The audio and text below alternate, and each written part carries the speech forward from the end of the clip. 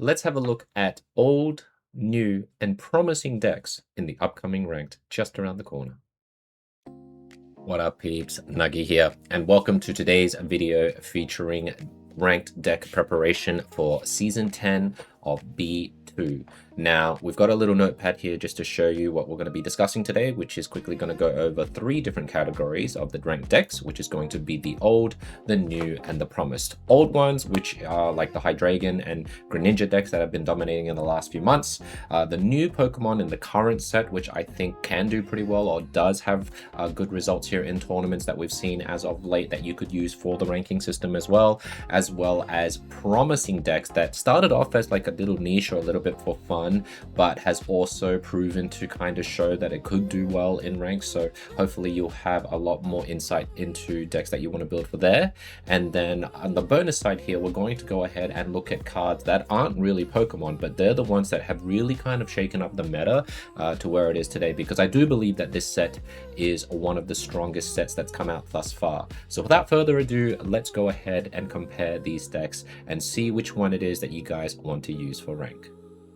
Alrighty, before we go into the decks that you're going to see later today, we're going to have a look at the bonus items or cards that have been implemented since the new set came out that has made a tremendous difference to a lot of these decks. Now, the first one I feel is going to be the icing on the cake. I think it maybe should have been the crown card, but I understand why it's not.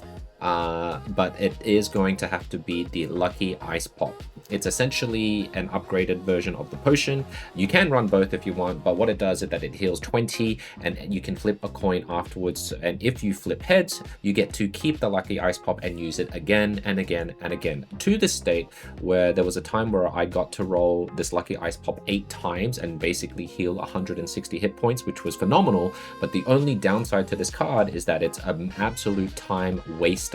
And there's been a few times where I flipped way too much. I'm running out of time, cannot put energy or even attack my opponent where I wanted to. So, you know, there's got to be things for this card to be nerfed, and I guess that's maybe one of the reasons. But I will say Lucky Ice Pop is a welcome addition into a lot of the decks here, and you'll see a lot of usage in the future when rank starts.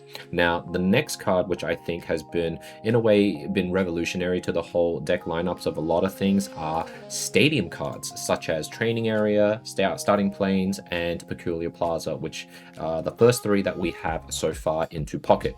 Now, they all do different things, but essentially what it does is it elevates decks to the next level. So sometimes you've built decks that just doesn't quite hit the ceiling for ranked, or it's missing like 10 damage or just not enough health. We'll bring in these stadium cards. They essentially help close that gap, and now they make decks that weren't so viable before more viable, and those that are already viable even stronger than before. So it's been really cool to see what you can kind of mix and match with these cards, and it's been really fun. I've really enjoyed this set so far.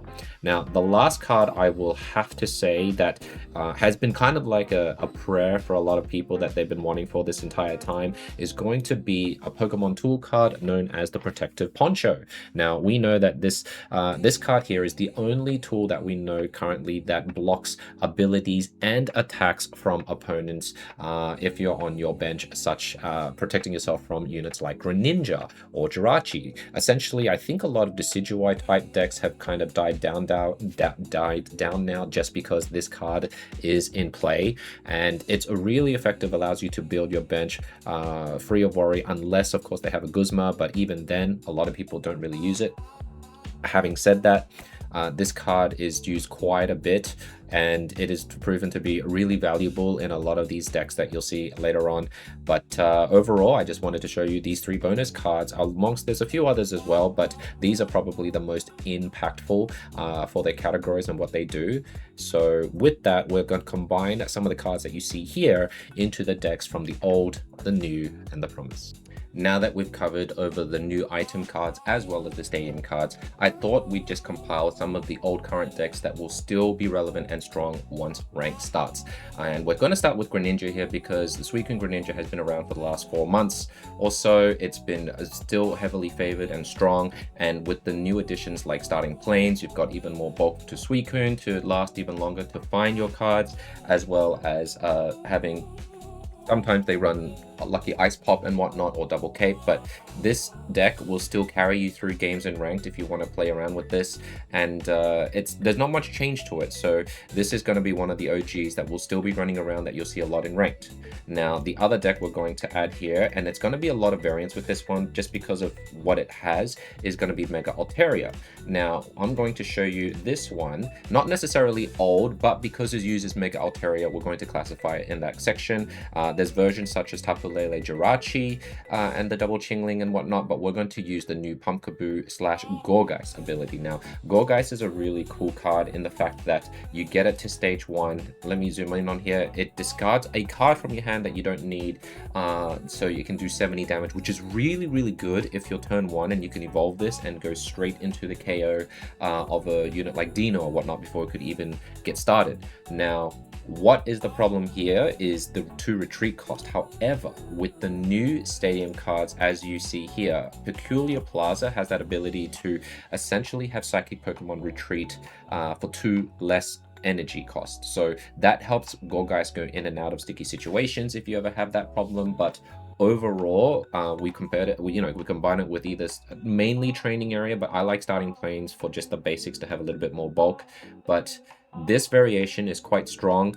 We did pretty well with it in not just against viewers, but in tournament runs as well. So this is just an example of a deck I want to show you guys that you can use with Mega Altaria. It is to this day one of the most versatile megas that you can use in a bunch of variety of decks, which makes it in a way refreshing. And last but not least, and we can't ever leave this off the list because it's been relevant to this day, is going to be the Hydreigon deck. Obviously paired with Mega Absol most of the time. This deck right here just is super strong, super fast, and we're adding in the lucky ice pop. Now most people add in 2 ice pops instead of like the Sabrina I have here. This is just my variance, but most of the time this deck is going to carry you through just because of how fast it can be built. And if you get Hydreigon turn 3, games are normally over before it begins. So these are just some of the old decks or cards that you can use in your rank run. And let's go over to the new cards, because I think a lot of you guys want to see what the new decks can bring to kind of go toe-to-toe with this if you're in that situation where you kind of want to refresh your game and play with a new pile of cards. Now I'm going to do a little solid with you guys. There are 2 new decks that I want to show you with the new mega cards, and then there's 1 returning deck that I wanted just to showcase of how strong it is to have the stadium card, but I'm going to classify it as new because it's reached a new level where it can be quite viable for ranked.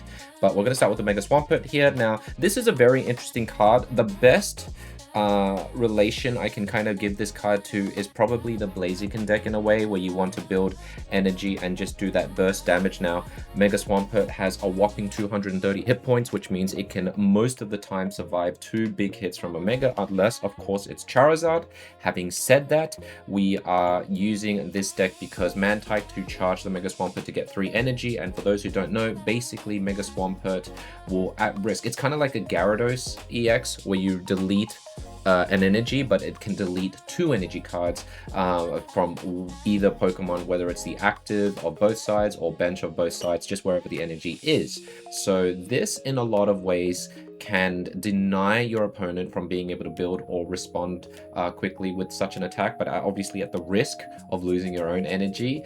However, I gotta say it's a lot of fun. We got into top cut with this deck, I believe, in one of the tournaments, and it was a lot of fun just to try this out. And I think there is something there for Mega Swampert, and I'm gonna do probably some clips and videos later to show how Mega Swampert can be used in ranked with like a 101 a guide there. But I strongly believe that this is one of the fun decks to play if you want to try something else. The other one we have after this is going to be the Mega Kangaskhan, which who knew how strong this card was going to be. Now we do have a few variants, but I'm going to choose the one that has the most kind of higher win rate percentage. And you know, this is not the most ideal to some in terms of whether they like it or not, but this is going to use the Greninja and Oricorio. It's got the Pichu and Mantike here, and essentially what makes this so strong is that you can use Kangaskhan either now or later, and you can still use the Ori or Greninja to attack.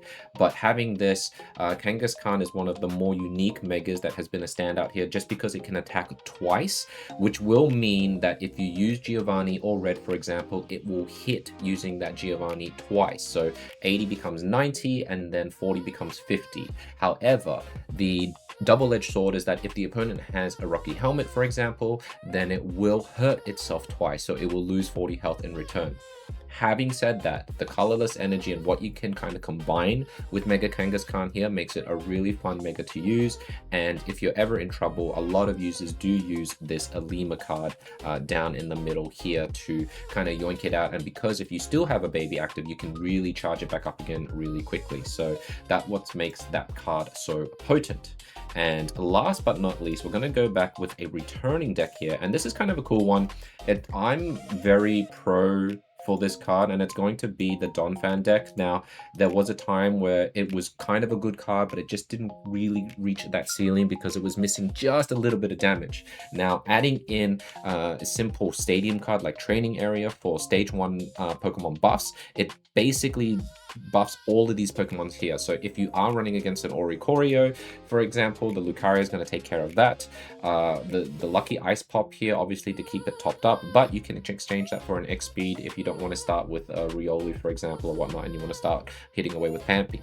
Now, the card that is really the core of this deck is going to be Memory Light, because you're using the Pampy that does Flail, which does damage based on how much health it's lost, which is really, really good for Donphan. And for those who are worried about like losing energies and everything like that, Donphan is a perfect choice just because it only requires 1 energy to get going. So I've had a lot of success with this, and I'm keen to play and have a run with this during the rank season to see how much of a quick streak we can go.